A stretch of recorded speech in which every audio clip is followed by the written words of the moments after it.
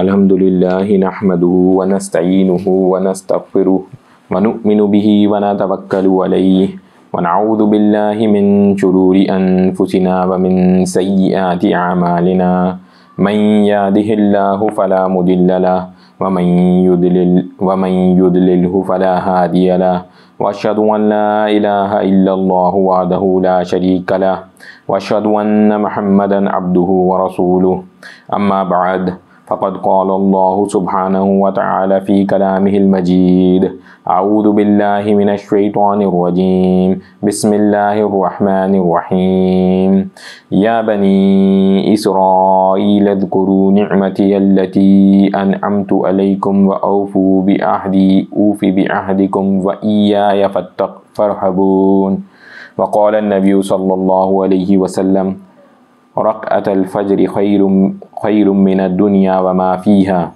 आमन्तु बिल्लाहि सदक़ल्लाहुल अलियुल अज़ीम व सदक़ रसूलुहुन नबियुल करीम। एक थोड़ा सा इंशाअल्लाह रिवाइज़ कर लेते हैं क्विकली कि अभी तक हम क्या क्या देख चुके हैं, क्योंकि अब बिल्कुल आगे से एक अलग सिलसिला शुरू होने लगा है। सबसे पहले रुकू में हमने कुरान के हक़ होने के बारे में बात की कि ये इसमें कोई किसी तरह का शक नहीं। फिर हमने बात की इंसानों की कैटेगरी के एतबार से कि तीन तरह के लोग, मोमिनीन, कुफ़ार और मुनाफिकीन। फिर उसके बाद अल्लाह सुब्हानहु व तआला ने अपनी पूरी कुदरत के बारे में बताया, कैसे कायनात, कैसे ज़मीन, आसमान और फल। फिर उसके बाद अल्लाह सुब्हानहु व तआला ने ये भी बताया ख़ास तौर पे कि गुमराही और हिदायत दोनों अल्लाह सुब्हानहु व तआला के हाथ में, और बेइंतहा इंसान को मोहतात व एहतियात होकर के इस सफ़र की तरफ चलना चाहिए। उसके बाद हज़रत आदम अलैहिस्सलाम के बारे में बात हुई और पूरा तरीक़ाकार बताया गया कि कैसे ये कायनात शुरू हुई, कैसे हज़रत आदम अलैहिस्सलाम जो हैं वो यहाँ भेजे गए और कैसे पूरा मामला स्टार्ट हुआ। अब इंशाअल्लाह बात होगी यहाँ से आगे बनी इसराइलियों के बारे में। अब इसमें क्या बात होनी है, पहले ये समझ लें कि बनी इसराइल, जैसे हम अब्दुल्लाह कहते हैं, इसका भी मतलब इसराइल का मतलब अल्लाह का बंदा ही बनता है। और बनी इसराइल हज़रत याकूब अलैहिस्सलाम का लक़ब भी है और उनकी आल को इससे रिप्रेजेंट करा है पूरे कुरान में। तो अब यहाँ से जो है ना उनकी कौम के बारे में और उनके लोगों के बारे में बात शुरू हो जाएगी। मगर इस बात को यानी यूँ समझ लें कि एक कौम के बारे में जब बात हो रही है तो अब एक तो तरीक़ाकार ये है कि उस बात को सुनने का, समझने का, कि हम उसको बस सुन लें। एक तरीक़ाकार ये है कि उससे कोई सबक लिया जाए कि उस कौम के साथ कैसा मामला हुआ, उससे क्या सबक लिया जा सकता है। तो वो हमारी जो इस वक्त कोशिश हो रहेगी भी पूरी हुई कि हम उससे सबक लें कि हमारे लिए इसमें क्या क्या चीज़ निकल के आ रही है कि अगर उस कौम के साथ या उस वक्त के लोगों के साथ ऐसा ऐसा मामला हुआ और अल्लाह ताला ने उसे ऐसे बयान किया तो हम उससे अपने लिए क्या नफ़ा निकाल सकते हैं। तो इसको इंशाअल्लाह शुरू करते हैं। या बनी इसराईल अज़्कुरू निअमती अल्लती अनअमतु अलैकुम व औफ़ू बिअहदी ऊफ़ि बिअहदिकुम व इय्याय फ़रहबून। ए बनी इसराइल, याद करो मेरा वो एहसान जो मैंने तुम पर किया और मेरा अहद पूरा करो, मैं तुम्हारा अहद पूरा करूँगा और सिर्फ मुझी से डरो। अब इस आयत में अल्लाह सुब्हानहु व तआला ने बनी इसराइलों को एहसान याद दिलाया कि जो एहसान मैंने तुम पर किया उसको याद करो। उस कौम के ऊपर बेपनाह एहसान, ऐसे एहसानात हुए बिल्कुल आँखों से नज़र आने वाले। इसकी कई सारी मिसालें इंशाअल्लाह हम आगे चल के बताएंगे, मगर ये ख़ास तरीक़ाकार है अल्लाह ताला ने जो कि अपनाया उनको अपनी याद दिलाने के लिए कि भाई मेरे एहसान को याद करो। हालांकि अल्लाह ताला को इनसे रिटर्न में कुछ नहीं चाहिए, मगर इस निज़ाम को चलाने के लिए ज़रूरी है कि अल्लाह ताला के सही बताए हुए तरीक़ों के हिसाब से ज़िंदगी बसर की जाए। और उनको भी इस चीज़ की का याद दिलाने का मकसद सिर्फ़ और सिर्फ इतना ही है और कुछ भी नहीं। फिर अल्हम्दुलिल्लाह इसी तरह अल्लाह ताला ने नबी करीम सल्लल्लाहु अलैहि वसल्लम की उम्मत को भी कुरान में बताया कि कैसे याद किया जाएगा तुमको। तो कुरान की आयत, उसका तर्जुमा फ़ज़्कुरूनी अज़्कुरकुम, सो तुम मुझे याद करो मैं तुम्हें याद करूँ। हमारे लिए मामला थोड़ा सा मुख्तलिफ है। उनको एहसानात दिला करके बताया गया कि याद करो, और हमारे लिए क्या है कि बस तुम मुझे याद करो मैं तुम्हें याद करूँ। अल्हम्दुलिल्लाह, तो हमारे साथ मामला इस मामले में डिफरेंट है। एहसानात नहीं याद दिलाया गया उस तरह से, हालांकि एहसानात तो हमारे ऊपर भी बहुत है। फिर उससे आगे अब जो असल बात है इसमें समझने की वो क्या है कि तुम मेरा अहद पूरा करो मैं तुम्हारा अहद पूरा करूँगा। अब ये क्या चीज़ है? तो इसमें अभी हम पीछे चलते हैं, थोड़ा सा हम पीछे चलते हैं, अभी ज़्यादा पीछे नहीं, थोड़ा सा पीछे चलते हैं। कुरान की एक आयत आप लोगों के सामने पेश करता हूँ जो हमने अभी पिछले ही रुकू में पढ़ी थी। कुल नहबितू मिन्हा जमीआ फ़इम्मा यअतियन्नकुम मिन्नी हुदन फ़मन तबिअ हुदाया फ़ला खौफ़ुन अलैहिम वला हुम यहज़नून। हमने कहा अब तुम सब यहाँ से उतर जाओ, फिर अगर मेरी तरफ से कोई हिदायत तुम्हें पहुँचे तो जो लोग मेरी हिदायत की पैरवी करेंगे उनको ना कोई खौफ होगा और ना वो किसी गम में मुब्तला होंगे। ये भी हमने थोड़े से टाइम पहले पढ़ा था। तो यहाँ देखें, यहाँ अल्लाह ताला ने हमसे क्या कहा? हमसे ये कहा कि जब भी, यानी वो तो पहले की बात थी कि नीचे से उतर, हज़रत आदम अलैहिस्सलाम और बीवी हव्वा से और शैतान इब्लीस से कहा था कि भाई नीचे उतर जाओ ज़मीन की तरफ। लेकिन उसके बाद ये बताया था कि जो मेरी तरफ से हिदायत पहुँचेगी, अगर उस हिदायत पे जो कोई अमल करेगा तो उसे ना कोई गम होगा ना उसे कोई खौफ होगा। तो यानी क्या हुआ अहद यहाँ के ऊपर? अहद ये बना कि जो अल्लाह ताला की हिदायत होगी उसके ऊपर अमल होगा। तो अमल होगा अगर अहद हिदायत के ऊपर, तो क्या होगा? ऑटोमेटिकली अल्लाह ताला की तरफ वाला अहद पूरा हो जाएगा कि ना हमारे ऊपर कोई खौफ होगा और ना हमारे ऊपर कोई गम होगा। ये एक मैंने एग्जाम्पल दी और ऐसी कई सारी एग्जाम्पल्स मौजूद हैं कि अल्लाह ताला बताते हैं ऐसा करोगे तो ऐसा होगा, ऐसा करोगे तो ऐसा होगा, ऐसा करोगे तो ऐसा होगा। यही चीज़ अल्लाह ताला ने हज़रत याकूब अलैहिस्सलाम और उनकी आल से कही कि भाई तुम मेरा अहद पूरा करोगे तो अपना अहद पूरा करोगे तो मेरी तरफ से अहद पूरा हो जाएगा। और साथ एक चीज़ और ये कही कि अल्लाह ताला से डरो। अल्लाह सुब्हानहू व तआला से डरना ज़रूरी है, अल्लाह का खौफ दिल में होना लाजमी है। इंशाअल्लाह इसके ऊपर थोड़ी सी आगे और बात करेंगे। अब आगे चलते हैं अगली आयत की तरफ। व आमिनू बिमा अंज़लतु मुसद्दिक़न लिमा मअकुम वला तकूनू अव्वल काफ़िरिन बिही वला तश्तरू बिआयाती समनन क़लीला व इय्याय फत्तक़ून। और ईमान लाओ उस किताब पर जो मैंने अपने रसूल मोहम्मद सल्लल्लाहु अलैहि वसल्लम पर उतारी है। वो तुम्हारे पास मौजूद किताब की तस्दीक करने वाली है और सबसे पहले उसका इनकार करने वालों में ना बनो, और मेरी आयतों के बदले थोड़ी कीमत ना वसूल करो और मुझी से डरो। वला तलबिसुल हक़्क़ बिल बातिल व तक्तुमुल हक़्क़ व अंतुम तअलमून। और हक़ को बातिल के साथ ना मिलाओ और जानबूझकर हक़ ना छुपाओ। अच्छा, यहाँ पर भी कुछ चीज़ें समझने की हैं। ये वो किताब है जो वाहिद किताब है इस वक्त अल्हम्दुलिल्लाह तमाम आसमानी किताबों की तस्दीक करती है। अल्हम्दुलिल्लाह जो तमाम पहले वाले ऐसे मज़ाहिब हैं उनकी तस्दीक करती है। अच्छा, इसकी कैफियत यूँ लगाई, इसको यूँ समझा जा सकता है, यकीन माने कि एक वाहिद मज़हब है जो तमाम अंबिया की इज़्ज़त व एहतराम के ऊपर मबनी है। यानी हमसे हम ऐसे होंगे, हम लोग मुसलमान ऐसे होंगे, वो हज़रत ईसा के बारे में भी कोई गलत बात नहीं करेंगे, वो हज़रत मूसा अलैहिस्सलाम के बारे में भी कोई गलत बात नहीं करेंगे, जितने पैगंबर गुजरे उनके बारे में कोई गलत बात नहीं करेंगे। जबकि ऐसा हरगिज़ दूसरे मज़ाहिब में नहीं, वो नहीं इस तरह से इज़्ज़त व एहतराम, वो अपने नबी की इज़्ज़त व एहतराम इन्ना लिल्लाहि व इन्ना इलैहि राजिऊन नहीं करते। हमारे यहाँ चाहे गए से गया गुजरा भी मुसलमान होगा, शर्त ये वो नबी से मोहब्बत करेगा, नबी करीम सल्लल्लाहु अलैहि वसल्लम। और हज़रत ईसा अलैहिस्सलाम से, हज़रत मूसा अलैहिस्सलाम से हमारे यहाँ तसव्वुर ही नहीं है कोई अल्हम्दुलिल्लाह किसी नबी के बारे में कोई बात करने का। उल्टा है, जो उनके पैरोकार हैं वो भी उल्टी सीधी बातें करते हैं। और अब इंतहा ये हो गई है इंतहाई, क्योंकि इसकी वजह है, उसकी वजह यह है कि इस किताब में बहुत रद्द-ओ-बदल हो गई। अब ईसाइयत नहीं उस तरह से बची हुई। और जहाँ तक रही बात हज़रत मूसा अलैहिस्सलाम, तो वो तो बिल्कुल ही एग्जिस्ट ही नहीं करता कहीं किसी सिरे से कोई चीज़। तो अभी पीछे दिनों यही था कि जो वहाँ के ऊपर चूँकि गेइज़म और इस तरह के लॉज वगैरह पास हो रहे, तो एक उनका पादरी जा करके जो है वो उसके फेवर में, बड़ा कोई आम नहीं, उसके फेवर में कर रहा था भाई ये हुकूक है, हालांकि उनकी अपनी किताब में लिखा है ऐसा नहीं करना, खुद मना किया। उसके बावजूद एक तो होता है आम कोई बंदा कर देना, चले वो बात और होती है, तो ये कैफियत बनी हुई है। और उसको फिर जाकर के ओपनली इसके साथ क्या क्या कहा।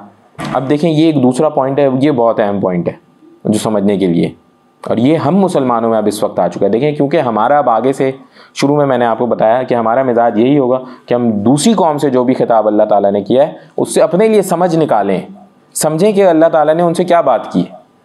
तो जो बात की है उस बात से अखज़ करेंगे कि अल्लाह अच्छा ये बात हुई, इससे हम ये फ़ायदा उठाते हैं।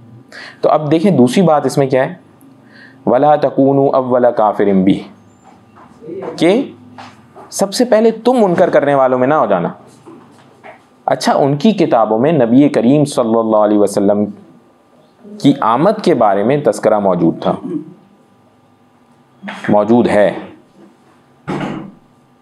उसके बावजूद वो, मगर मैं ये बात इसलिए वहाँ तो चलो समझ आता है उनके लिए बारे में ये ख़ास तौर पे बात हुई, उनके बारे में ख़ास तौर पे बात हुई कि भाई आप सबसे पहले कुफ्र ना करो, आप तो किताब वाले हो, आपको इल्म है, आप ऐसे बात ना करो। लेकिन मैं आज अनफॉर्चुनेटली ये कहता हूँ कि बहुत सारे मुसलमान इन्ना लिल्लाहि व इन्ना इलैहि राजिऊन दीन इस्लाम के बारे में खुद से बातें शुरू कर देते हैं।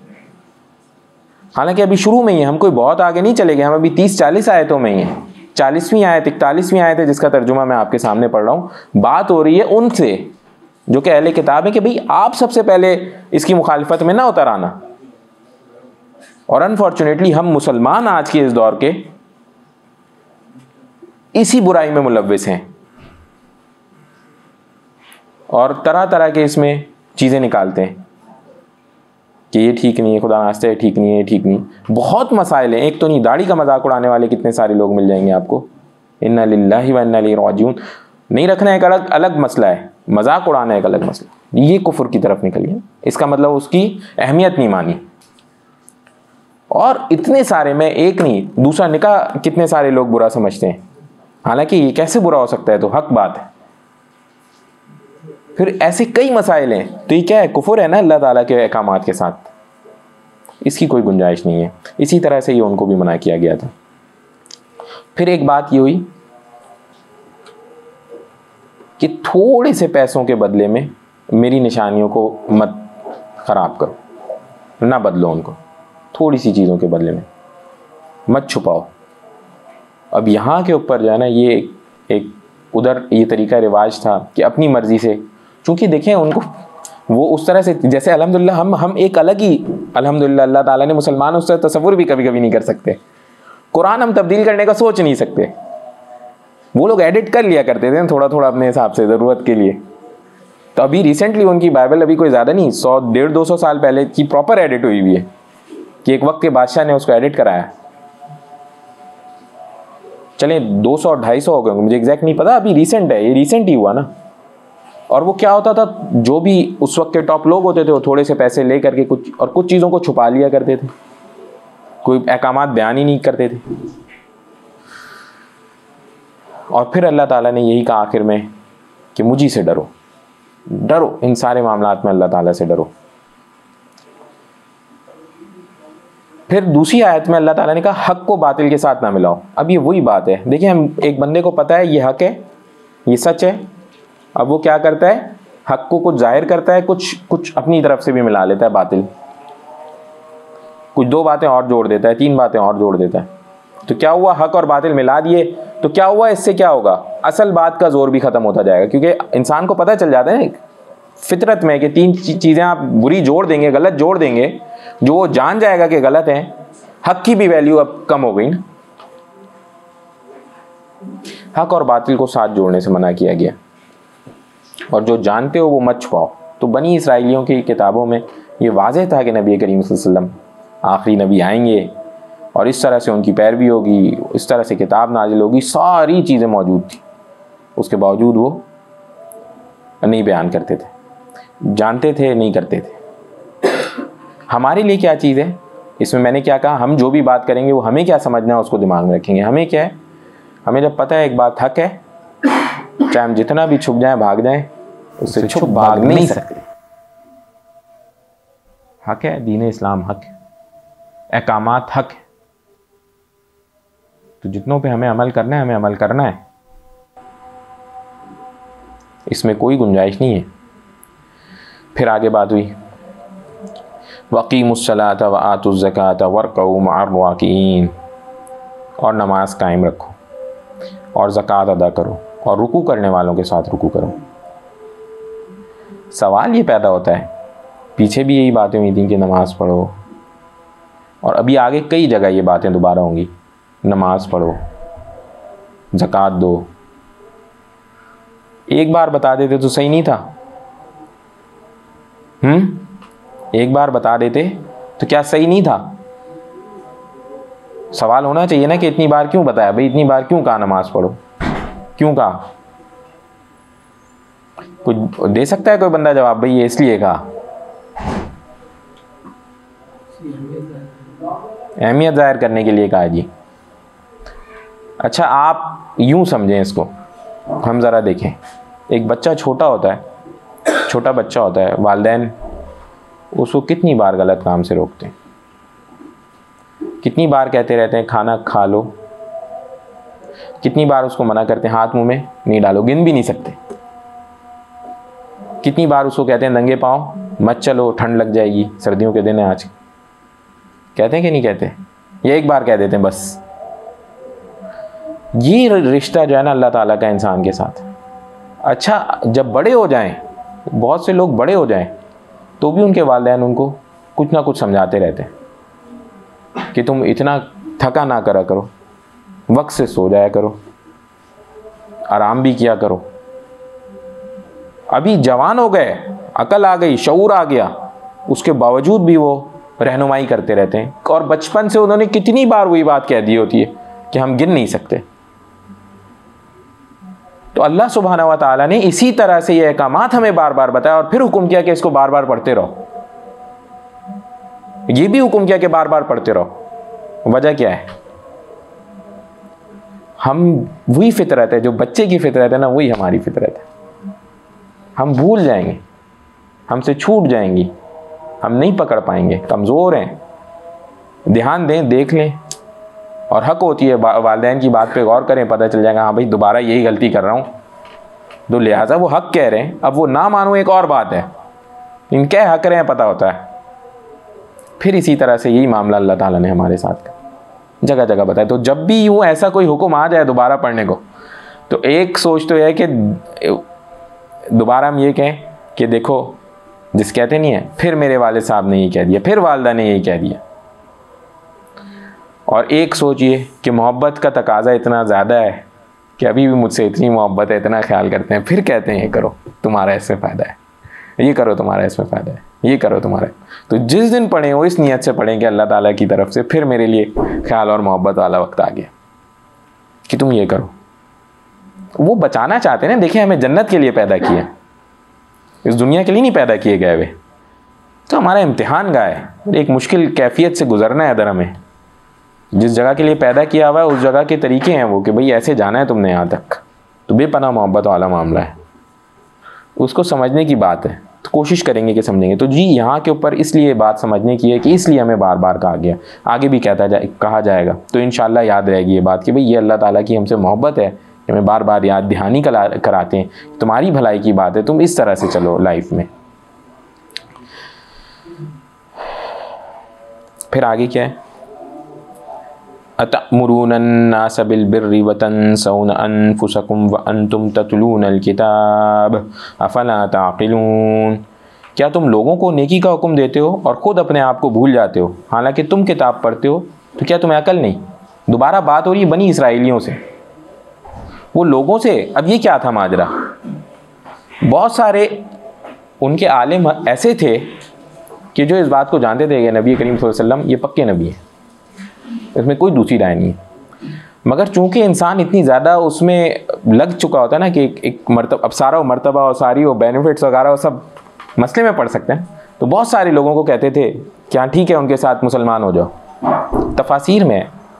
और मगर ख़ुद वो नहीं किया करते थे, उन्हें की खुद नहीं मुसलमान हो रहे, सिवाय गिनती के बहुत सारे नहीं हुए।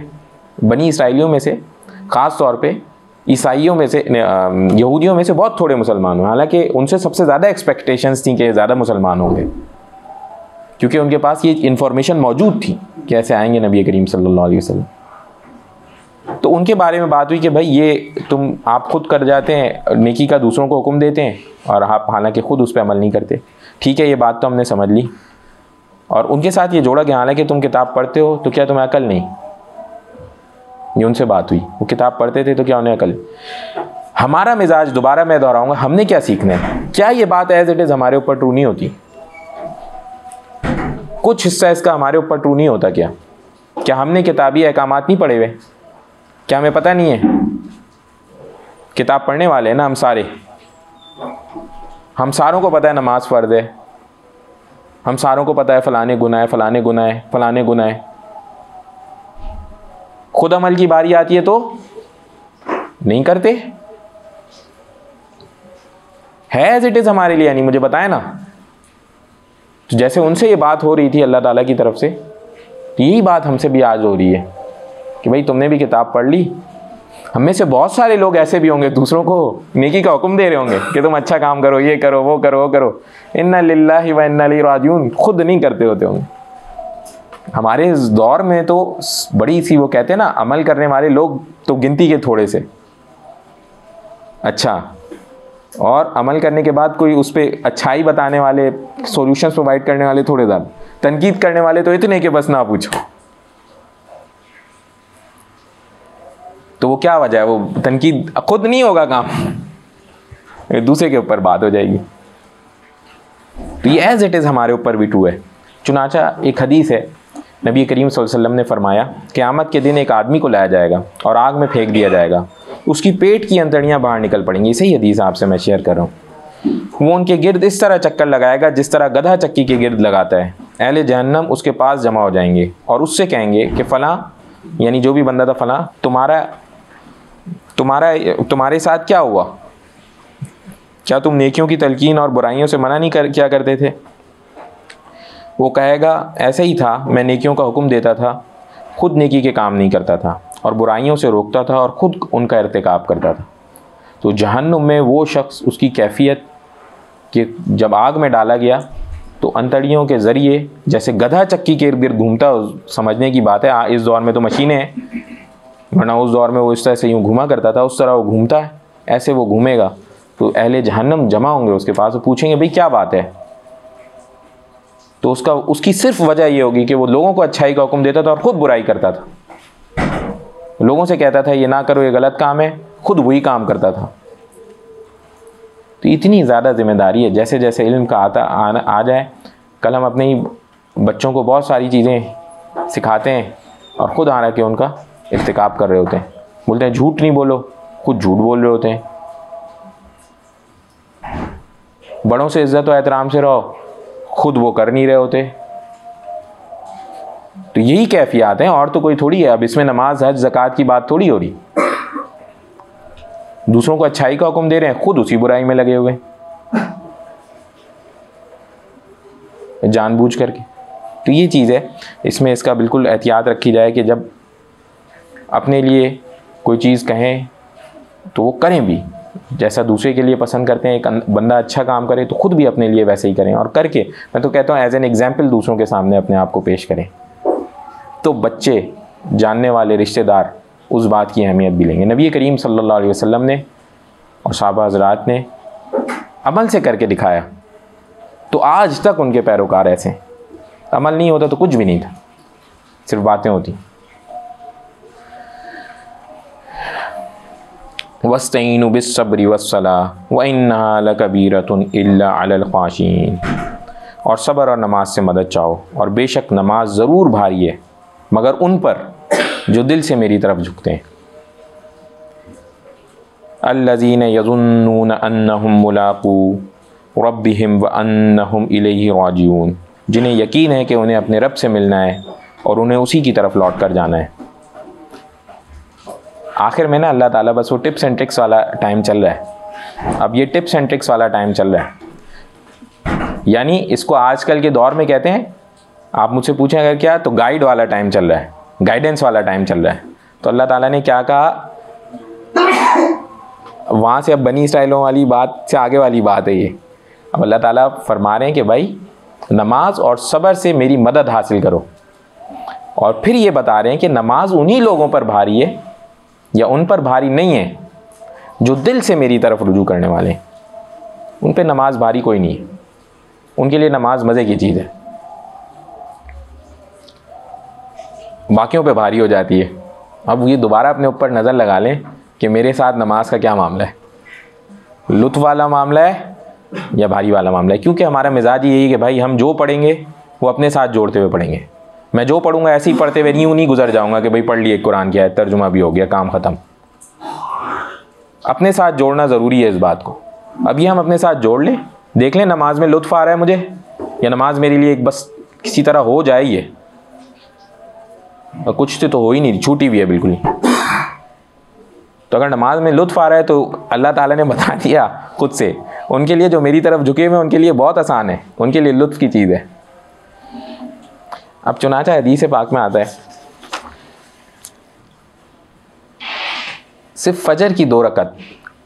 तो हज़रत आयशा रज़ियल्लाहु अन्हा से एक हदीस है कि नबी करीम सल्लल्लाहु अलैहि वसल्लम ने 2 रकत पढ़ी फजर की, और ऐसे पढ़ी कि उन्हें पता लगा कि पता नहीं शायद इन्होंने इसमें कोई सूरतें पढ़ी हैं नहीं, यानी इतनी छोटी और इतनी तेज़ ऐसे पढ़ ली। और उन 2 रकतों के बारे में, उन 2 रकतों के बारे में क्या आता है, सिर्फ 2 रकतों के बारे में हदीस में क्या आता है, नबी करीम सल्लल्लाहु अलैहि वसल्लम ने फरमाया फजर की दोनों रकतें दुनिया और दुनिया में जो कुछ है उन सबसे बेहतर है। ये मैं आपसे सही मुस्लिम की हदीस बयान कर रहा हूँ। वो दो रकतें जो यूं एक सेकंड में, या आप शायद 30 सेकंड में पढ़ के गुजर गए, दुनिया और दुनिया में जो कुछ है उन सबसे बेहतर है। अब भाई हम कि देखने वाले लोग, हम ये इस दुनियावी आंखों वाले लोग कहेंगे कहां से ये बेहतर है, दुनिया और दुनिया में जो कुछ है कैसे बेहतर है। जो मालिक है 100 बिल्डिंग वाली एक प्लाजे का, 100 स्टोरीज वाले एक प्लाजे का, ये 2 रकात नमाजें कहां से ये उससे बेहतर है, कहां से बेहतर है। तो भाई ये जिसने बताए ना, जिसने बताए हैं, और जो देने वाली ज़ात है, उनकी तो ऐसी गिनती भी नहीं की जा सकती, 100, 125, 130, 40, 50 नहीं। दिखाने के लिए उन्होंने दरख्त के पत्ते दिखा दिए, आसमान में सितारे दिखा दिए, समुंदर में पानी दिखा दिया, मिट्टी के ज़र्रे दिखा दिए, कितने गिन सकते हो तो गिन लो। तो जब उन्होंने कही है ना कि ये 2 रकात बेहतर है, तो ये 2 रकात हकीकतन बेहतर है, और ये वाकई उससे नहीं, सब कुछ जितना गिन सकते हो उन सबसे बेहतर है। ये तो जब क़यामत के दिन मिलेंगे तो पता चले कि हाँ भाई वाकई ये बेहतर थी या नहीं। और जब दोबारा खड़े किए जाएंगे तो पता चलेगा कि हाँ भाई ये वाकई बेहतर थी या नहीं। समझ है ना मेरी बात। तो इस मोहब्बत से, इस दिल के साथ ये सारी चीज़ें, इनके ऊपर अमल करना चाहिए। फिर दूसरी बात हुई सब्र की। सब्र के बारे में क्या आता है, अल्लाह ताला ने कहा 2 चीज़ों से मेरी मदद हासिल करो। क्या? 2 चीज़ों से। दोबारा से देख लें, वस्तईनु बिस्सब्रि वस्सलाह, और सब्र और नमाज से मदद चाहो। नमाज का मैंने आपको बता दिया भाई, जिन लोगों के दिल वो नमाज की तरफ भागेंगे, इतना सा मसला होगा। पहला काम क्या, सहाबा हजरात जो थे उनका क्या तरीक़ाकार था, इतना सा मसला होता था 2 नफिल, या अल्लाह, यहाँ तक के जूतों के तस्मे उस तक के लिए भी नफिल पढ़ी चली जाती थी। सफ़र में घोड़े के ऊपर नमाज पढ़ रहे हैं, तो हमारे यहाँ तो तसव्वुर ही ख़त्म हो गया। बंदा घोड़ा चलाते हुए या ऊँट चलाते हुए नफिल नमाज पढ़ सकता है, हम गाड़ी में पीछे बैठे हुए, आगे इधर उधर बैठे हुए नहीं पढ़ सकते क्या? हम बाइक में पीछे बैठे हुए नहीं पढ़ सकते क्या? वो ज़्यादा मुश्किल होता है। आज के दौर में अल्लाह ताला ने अगर नेमतें देखनी हो ना, तो जिस दौर में हमें अभी पैदा किया हुआ है, तो नेमतों की कोई इंतहा है, इंतहा है। हम तसव्वुर ही नहीं कर सकते जो ज़िंदगी हम इस वक्त गुजार रहे हैं। पानी, बिजली, गैस, कौन सी चीज़ है जो नहीं है मुयस्सर? रिस्क, बेहतरीन से बेहतरीन कितने आप मुझे ढूंढे इस्लामाबाद में, ढूंढ के बताएं कोई ऐसा बंदा निकाल के एक दे दें जिसने 3 वक्त का खाना ना खाया हो गुज़िश्ता, एक नहीं ढूंढ के दे सकते पूरे शहर में। मेहनत कर लें, पूरे मुल्क में भी नहीं ढूंढ के दे पाएंगे। 3 वक्त का खाना जिसको ना मिला, मतलब पीछे 3 वक्त गुजर गए हो, खाना ना खाया, खुद से ना खा रहा हो, बात और है। तो ये क्या, इस दौर में हम जी रहे हैं इस वक्त। तो अल्हम्दुलिल्लाह अल्लाह ताला ने कहा कि ये सिचुएशन है। बात सब्र की हो रही है, सब्र को एक नज़र देखें। सही मुस्लिम की हदीस है, हज़रत शुएब रज़ियल्लाहु अन्हु से एक रिवायत है, कहते हैं कि अल्लाह के रसूल सल्लल्लाहु अलैहि वसल्लम ने इरशाद फरमाया, मोमिन की हालत पर ताज्जुब होता है क्योंकि उसके हर काम में खैर का पहलू निकलता है, और ये मामला सिर्फ मोमिन के साथ होता है। याद रहे, ये मामला सिर्फ मोमिन के साथ है, हर किसी के साथ नहीं है एडवांटेज। क्या है जी? अगर मोमिन पर खुशहाली और फरवानी आती है तो वो उस पर शुक्र अदा करता है, और ये शुक्र अदा करना उसके हक़ में बहुत बेहतर साबित होता है। और जब उस पर तंगी और मुसीबत आती है तो वो सब्र करता है, और ये उसके हक़ में बहुत बेहतर साबित होता है। हर कैफियत शुक्र की हो, सब्र की हो, शुक्र की हो, सब्र की, मोमिन उससे गुजरता है, दूसरा कुफर में निकल जाता है अल्लाह ताला की दी हुई नेमतों के ऊपर। आज यही जो मैंने आपको गिनवाया, अभी आप इस्लामाबाद के 50 मसले निकाल देंगे, मुल्क पाकिस्तान के 50 मसले निकाल देंगे, शुक्र नहीं हो पाएगा हमसे। तो अल्लाह ताला ने कहा कि भाई शुक्र अदा करोगे बढ़ा दूंगा, कुफर करोगे घटा दूंगा। तो ढूंढना हमने शुक्र है, मेहनत करें अच्छा करने की, वो कोई सवाल नहीं होता, मेहनत। तो जनाब ये आखिरी की 2 आयतों के अंदर अल्लाह सुब्हानहू व तआला ने जो हमें समझाया, वो नमाज, सब्र से फ़ायदा उठाना है, अल्लाह ताला की मदद को लेना है। अल्लाह ताला ने बता दिया हमारा इम्तिहान भी हमें, वो कहते हैं ना, अगर आप छोटी क्लासों में मैथ्स के कोई सवालात याद करें, अगर आप याद करें तो जब डिवीज़न के सवालात आते थे तो ऐसा होता था जैसे 44 डिवाइडेड बाई 2 किया तो जो रिज़ल्ट आया उसका एक चेक मैकेनिज़्म भी बनाते थे कि 2 मल्टीप्लाई बाई 11 करके भी देखो कि वाकई वो रिज़ल्ट आ रहा है कि नहीं, तो चेक हो गया। इसी तरह से इस आयत का चेक है कि अगर नमाज में दिल लग रहा है मेरा, भाग रहा हूँ मैं उसकी तरफ, तो मैं उन लोगों में हूँ जो अल्लाह ताला की तरफ दिल से झुके, मोहब्बत। चेक साथ है, टेस्ट कर ले। नहीं हो पा रहा, नहीं तो अभी बस बोले मेरा फेल हो रहा है भाई रिज़ल्ट, मेहनत की ज़रूरत है इस पॉइंट के ऊपर, अच्छा है भी ज़िंदगी है, इसमें मेहनत कर ली जाए। तो यही हमारा मिजाज आएगा इंशाल्लाह, और इसी मिजाज के ऊपर हम आगे भी इंशाल्लाह जो बाकी की कुरान जितना अल्लाह ताला ने हमें तौफीक दी, इंशाल्लाह हम इसी तरह से कोशिश करेंगे कि अपनी ज़ात के एतबार से जो चीज़ समझी समझाएं और बात करें। बस छोटा सा एक इस मौके के ऊपर अज़म कर लें कि इंशाल्लाह कुरान को समझ कर अमल की नीयत के साथ पढ़ेंगे इंशाल्लाह। करते हैं ना अज़म ये इंशाल्लाह। दूसरी बात और अहम बात, नमाज पे ज़रूर इस्तिकामत पकड़ेंगे इंशाल्लाह। करते हैं ना इस चीज़ का अज़म इंशाल्लाह। या अरहमर राहिमीन, या अरहमर राहिमीन, या अरहमर राहिमीन, अल्लाहुम्मा सल्लि अला मुहम्मद व अला आलि मुहम्मद। या अल्लाह अपनी सच्ची मोहब्बत अता फरमाए, या अल्लाह नबी करीम सल्लल्लाहु अलैहि वसल्लम की सच्ची मोहब्बत अता फरमाए, या अल्लाह दीन का इल्म हमारे लिए खूब आसान फरमा दीजिए। समिअना व अताअना गुफ़रानक रब्बना व इलैकल मसीर बिरहमतिका या अरहमर राहिमीन, आमीन।